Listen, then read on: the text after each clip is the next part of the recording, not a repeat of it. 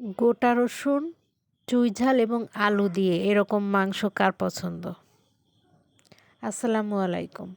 আমি হুমায়রা লিজা আবারও একটা ছোট্ট ভিডিও নিয়ে আসলাম। আজ আমি শুক্রবার বন্ধের দিন কি রান্না করলাম সেই ভিডিও। যদিও রান্না করেছি খুব অল্প। আজ আমি হাতে মাখিয়ে গরুর মাংস রান্না করেছি।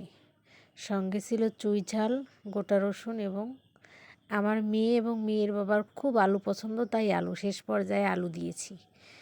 ভেবেছিলাম আলু দিব না, তারপরও দিলাম। প্রথমেই আমি সমস্ত মশলা, কাটা মশলাটা বেশি করে, দেখুন মশলার পরিমাণ খুবই কম মাংসে, দিয়ে মাখিয়ে রেখেছিলাম কিছুক্ষণ। এরপর রান্না বসিয়ে দিয়েছি। কোনো রকম পানি ব্যবহার করিনি আমি। শেষ পর্যায়ে আমি হালকা পরিমাণ পানি দিয়েছিলাম, উষ্ণ গরম পানি। দেখুন মাংসের পানি দিয়েই কিন্তু রান্না হয়েছে। মাংসের গা থেকে কিন্তু অনেক পানিই বের হয়। আমি সব সময় গরুর মাংস রান্নার ক্ষেত্রে রসুনের পরিমাণটা একটু বেশি দেই। বাটা রসুনও দেই, কাটা রসুনও দেই। আবার শুরুতেই কাঁচামরিচটা দেই। কাঁচামরিচটা গলে যায়, ঝালটা মিশে যায়। কাঁচামরিচ কিন্তু মাংসের স্বাদ আনে। আর শুকনো মরিচের পরিমাণটাও মানে খুবই অল্প দিয়েছিলাম, কিন্তু কেটে দিয়েছিলাম মাঝের বীজ ফেলে। দেখুন কষানো মাংসের চেহারাটা কোনো রকম পানি ছাড়াই কিন্তু এই পর্যায়ে এসেছিল। তাতেই কিন্তু মাংস নরম হয়ে গিয়েছিল।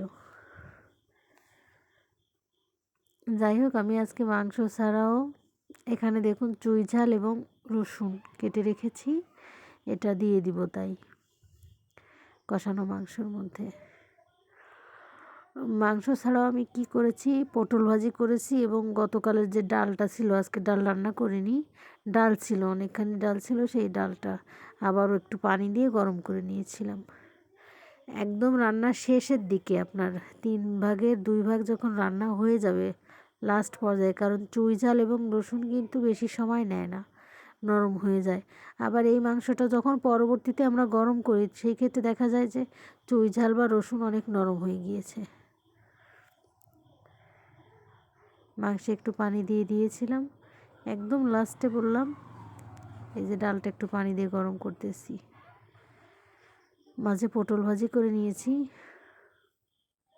এই তো, যাক, আমার ভিডিওটি যদি আপনাদের ভালো লাগে লাইক, কমেন্ট, শেয়ার করে পাশে থাকবেন। আর কি বলবো, দয়া করে সম্পূর্ণ ভিডিওটি দেখবেন।